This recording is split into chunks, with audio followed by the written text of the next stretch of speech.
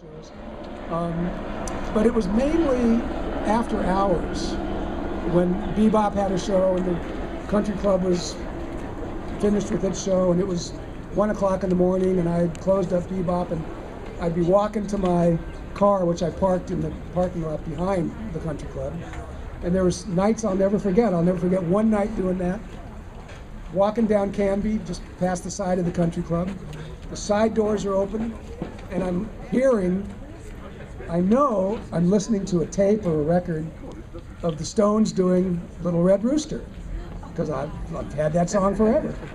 And I get to the side door that's open like this, and I look in, and 15 feet away is Mick Jagger and Jeff Beck wailing on Little Red Rooster. It wasn't a tape or it wasn't a record, it was them warming up for a video shoot that Mick Jagger was doing at the country club for one of his solo projects. Wow.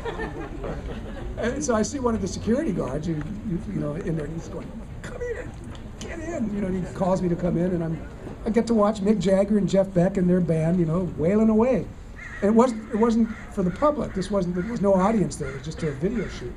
Same thing happened with Robert Plant. I couldn't believe it. I was not a Led Zeppelin fan. I mean, don't hold it against me.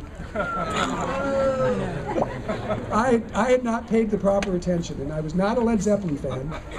I thought of myself as a purist, a blues purist. A purist. Well, it wasn't until the night that the same thing happened. I walked by, and one of the security guards calls me over and says, "You got to get in, Robert Plant's here."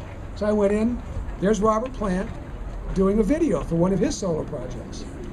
And I sat there and I watched him, and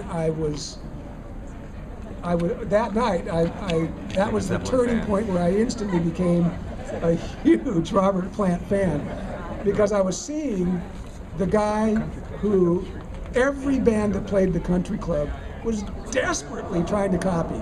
And there was Robert Plant, the master of that kind of singing, doing it so effortlessly and so masterfully that I realized I had been wrong all those years, and I went out and I bought every Led Zeppelin album I could find. Couldn't help it. I still listen to him. I love him. And he's making even better music these days. I like country music a lot.